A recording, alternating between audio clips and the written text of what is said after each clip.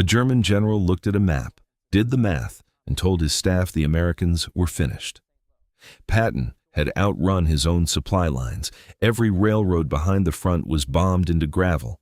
No army in history had pushed this far, this fast, without trains. By every rule the German general's staff had ever followed, Patton was stuck. The general was right about the rules. He just didn't know the Americans had thrown the rules away. Because at the exact moment he set down his calipers, almost 6,000 American trucks were already on the road. They were driving day and night in the dark, without headlights inches apart. They would not stop for 82 days. And most of the men behind the wheel belonged to an army that had told them, to their faces, that they were not good enough to fight. This is the story of how a continent full of horses lost a war to a trucking company, how the thing German generals laughed at, supply, the boring work of clerks, turned out to be the thing that buried them, and how the men they dismissed as inferior became the ones who kept the wheels turning. The contempt started at the top, and it had been building for years. After France fell in 6 weeks in 1940, the German high command was sure of itself. Hitler told his generals that America could ship all the planes and material it wanted across the ocean, and it would change nothing. Hermann Göring put it more colorfully. He called the United States a nation of shopkeepers, razor makers, and jazz musicians, a soft consumer democracy, too mixed, too comfortable, too distracted by cars and movies to ever produce real soldiers. To men who had built a cult around the warrior and the decisive battle, America looked like a country that sold things, and in their world, selling things was beneath a soldier. But the dangerous part wasn't the insult. It was the doctrine underneath it. The German staff that judged American strength made a basic mistake. They measured the Americans by their own limits. They looked at how far a German army could go before it ran out of supply, and they assumed the Americans were bound by the same ceiling. They had to be. Every army was. The Germans just didn't realize their own ceiling was far, far lower than they let the world believe. Here's the thing the newsreels never showed. Behind the famous panzers, the German army ran on horses, not a few horses. Across the war, Germany used more than 2.5 million of them to haul guns, wagons, and supplies. By 1944, the year of the Normandy invasion, around 84% of German combat divisions had no motor transport at all. Not light trucks, not a handful of cars, legs and hooves. A single German infantry division needed something like 4,600 horses just to move itself. The army that called the Americans soft was feeding its supply line with hay. It burned about as much farm fodder as it did fuel. And in the proud culture of the Prussian officer, that was fine, because supply was beneath them. Logistics was clerk's work. The glory was in the battle, in the bold stroke on the map. Counting trucks and fuel drums was something you left to the rear. That blind spot is exactly where the general with the calipers got it wrong. He measured Patton using the endurance of a horse and the carrying limit of a railway, because that was the only kind of army he could picture. He could not imagine the other thing, because nothing in his world looked like it. 6,000 miles away, that other thing had been under construction for 3 years. After Pearl Harbor, Roosevelt didn't ask for a slight advantage. He asked for crushing, total dominance in everything. In February 1942, America simply stopped building civilian cars. The lines that had turned out Chevrolets and Buicks switched to building war. The output wasn't an improvement, it was a different scale of reality. American industry roughly doubled during the war and produced close to 2/3 of all the military equipment used by the entire Allied side. Hundreds of thousands of aircraft, tens of thousands of tanks. But for the war in France, the number that mattered wasn't tanks or planes. It was trucks. America built around 2 million Army trucks. General Motors alone turned out more than 500,000 of one model, the GMC 2.5-ton, 6-wheel drive cargo truck. The troops called it the Deuce and a Half. It was not elegant. It was not fast. It had one idea built into it that the Germans never matched: standardized, interchangeable parts.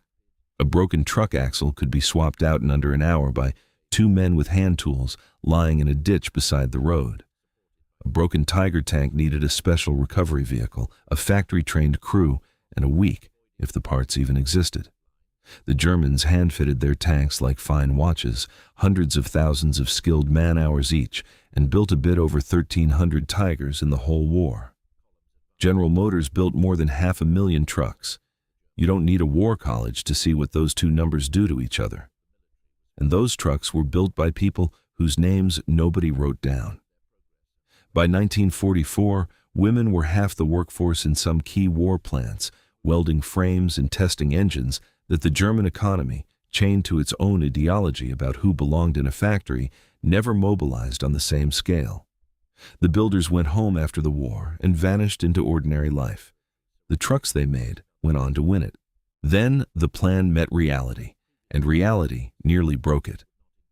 By late August 1944, the Allied armies were racing across France faster than any supply plan had imagined. Each division needed hundreds of tons of food, fuel, and ammunition every single day. Together, they burned through something like 20,000 tons a day, and there were no trains to carry it, because Allied bombers had smashed the French railways to rubble before D-Day to keep the Germans from using them. The same bombing that made the invasion possible had now left a 400-mile gap between the supply ports and the front. The fix wasn't elegant.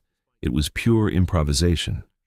On August 25, 1944, planners took two highways, closed them to everything except military trucks, marked the route with red balls, the old freight symbol for priority shipment, and filled those roads with trucks.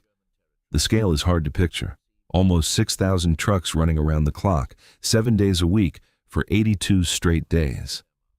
Drivers pushed far past the official speed limit.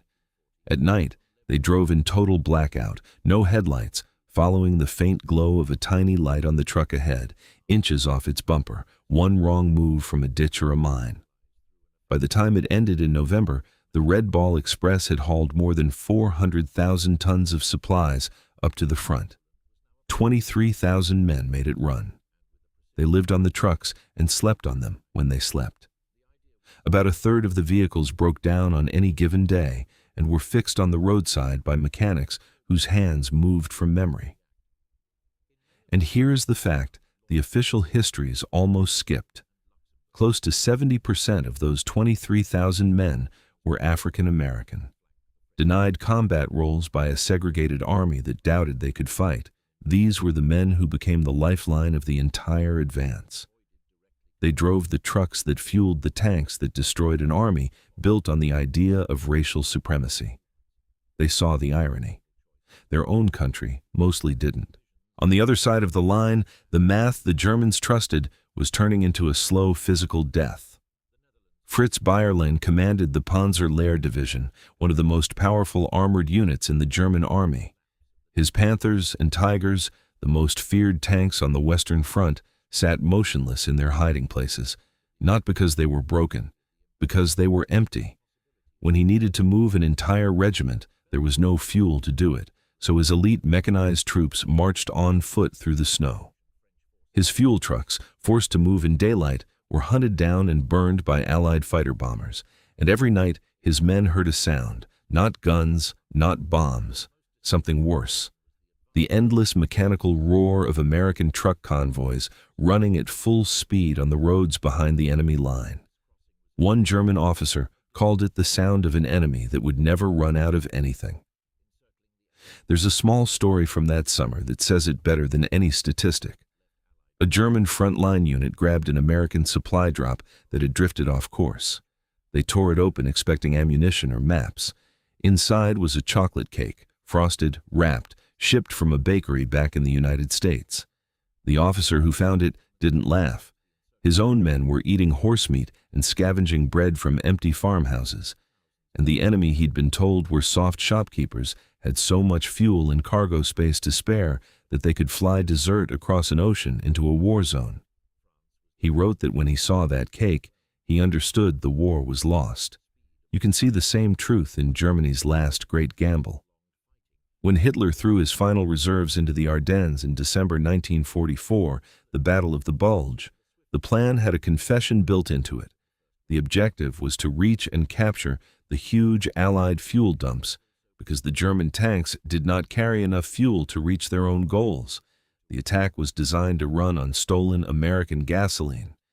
When the weather cleared and the tanks ran dry, the offensive died in the snow. The richest enemy they had ever faced had become the thing they were trying to steal. When the war ended in 1945, the men who had run the German war machine were held in a converted spa hotel in Luxembourg and questioned about how they had lost. The same kind of officers who had dismissed supply as clerks' work and Americans as shopkeepers now admitted what had beaten them. Not a single battle, not one brilliant Allied general. They acknowledged that the American truck network had let the Allies keep whole armies moving, deep and without pause, far past the point where a horse-fed army would have starved. Their numbers had been right. They had just measured the wrong army. It comes down to two numbers. Germany went to war with around 2.5 million horses. America went to war with 2 million trucks. The horses died in the snow outside Stalingrad, in the hedgerows of Normandy, on the frozen roads of the Ardennes. The trucks kept rolling. The Red Ball Express proved the thing no war college had taught. In an industrial war, bravery still matters, but it loses to the side that never runs out. The Germans worshipped the bold attack and treated supply as an afterthought, and they lost to a country that treated supply as the whole point. Most of the men who turned these wheels came home not to parades, but to a country that still made them sit at the back of the bus. Their names weren't on the monuments. But the road they built from Normandy to the Rhine was the road that buried the Third Reich. 3 years later, in 1948, the United States finally ordered its military desegregated. The men who kept the wheels turning had made it impossible to pretend they hadn't earned it. If you want more stories about the people and machines the enemy wrote off until it was too late, subscribe. The next one is about another thing they laughed at right up to the moment it changed the war.